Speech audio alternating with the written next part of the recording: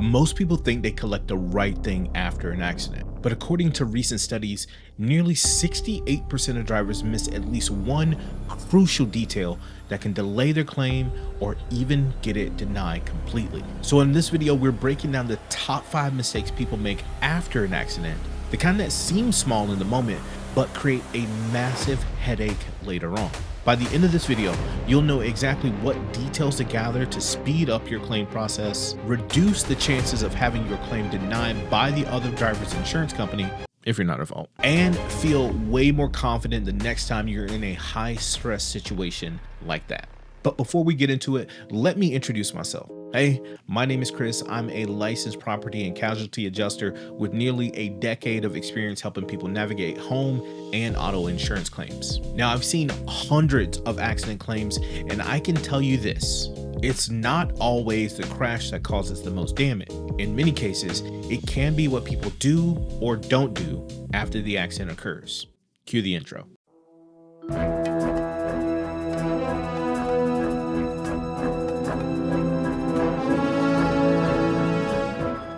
Now, just a quick heads up, this video is for informational purposes only. I'm not giving legal or financial advice. I'm just sharing what I've seen work or blow up in real world situations. If you've been in a crash, always check with your insurance company or a licensed professional in your state for specific guidance. All right, so you've just been in an accident. You're a little shaken up, but of course you remember to pull out your phone and snap a photo of the other car's license plate. Like most people, I'm sure you feel a little proud. You got the important stuff, right? Well, not quite. You see, a photo of a license plate by itself, that's like taking a selfie at a crime scene and expecting it to solve the case. Yeah, right? Right, yeah. That photo of the license plate doesn't show the damage, it doesn't capture how the cars were positioned. Heck, it doesn't even prove who was behind the wheel. For example, imagine two cars collide at a four-way stop. In this case, both drivers insist they had the right of way. The only photo taken, a single shot of the car's license plate. Now, without pictures showing how the cars were positioned, which direction they were facing, or what the intersection looked like, there's no clear way to prove fault. And let's say later on, the other driver claims someone else was driving their vehicle. With no photo of the driver or the scene, that claim becomes a whole lot harder to challenge. And that kind of missing context, it can slow everything down and leave both drivers dealing with delays, disputes, or even out-of-pocket costs. What you actually need is a full visual record of the scene. So wide shots from multiple angles. If you can, take close-ups of both vehicles' damages, and make sure you get photos of the street layout, signs, traffic lights, and skid marks. And if possible, get the other car's make, model, and VIN.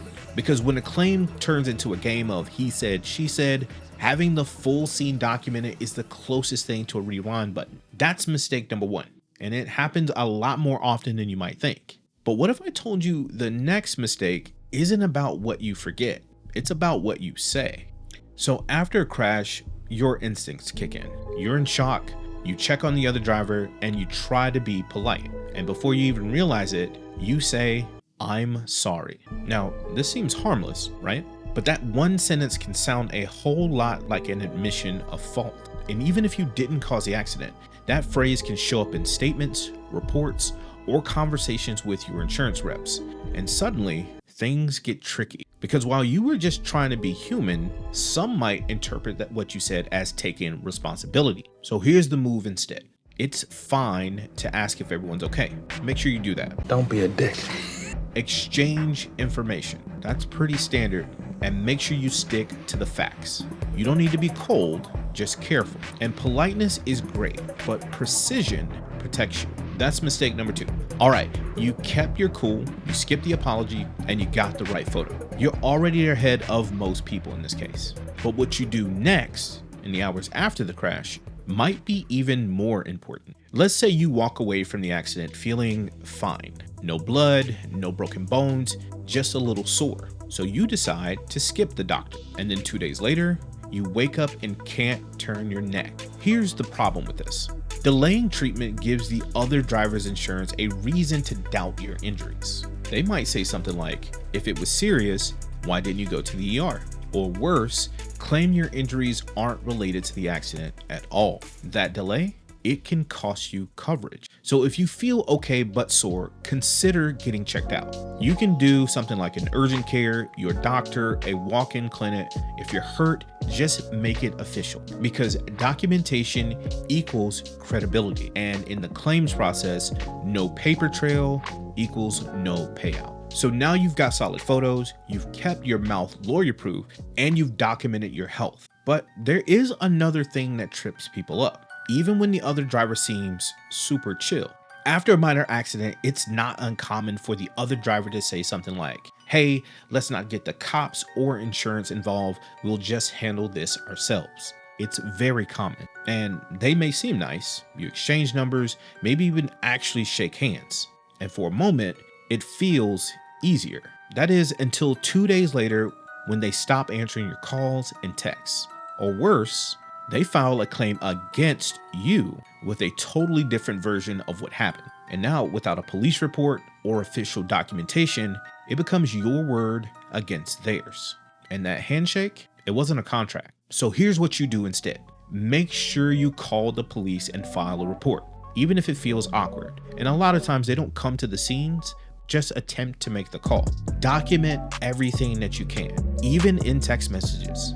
Don't rely on a gentleman's contract, especially when it comes to a claim. Being nice doesn't mean being naive. Protect yourself now so you're not blindsided later. So we've been through a lot. After a crash, of course, life gets chaotic. You've got work, you're tired, maybe your car still drives. So then you think, I'll deal with it tomorrow. But here's the issue. The longer you wait, the more complicated your claim can become.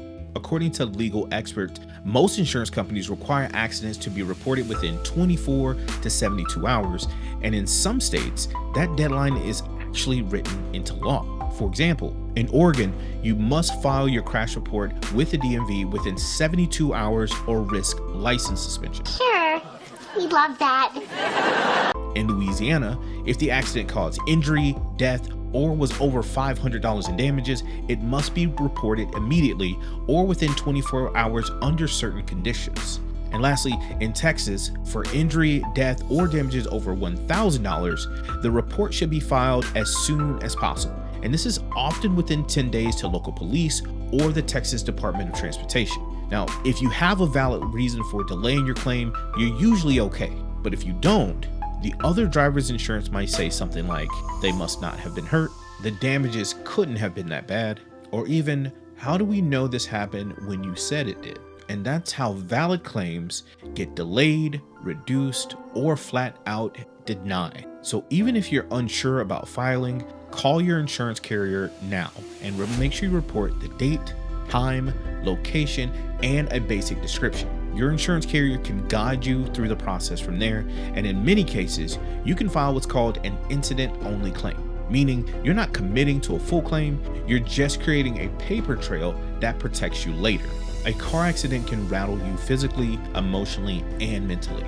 And in that chaos, it's extremely easy to miss the small things.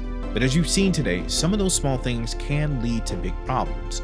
Those are delays, denials, and of course, disputes. But the good news is, just knowing these 5 mistakes and how to avoid them already puts you ahead of most drivers on the road. So whether you've been through a crash or just wanted to be prepared, remember, it's not about being perfect. It's about being proactive. And a little knowledge now can save you a ton of stress later. If you found this helpful, give it a thumbs up. It really helps more people find this kind of information. If you have questions, or maybe you've been in a crash and learned something the hard way, make sure you drop it in the comments. I'd make sure I try to read them all. If you want a free 1-page accident checklist to keep in your glove box, there's a link in the description below. Oh, and if you ever wondered what full coverage actually covers and what it leaves out, you'll want to watch this next video. This is where I break it all down. No jargon, no fluff. I'm Chris, I'm an insurance nerd. Thanks for watching and stay covered. I'll see you guys in the next one.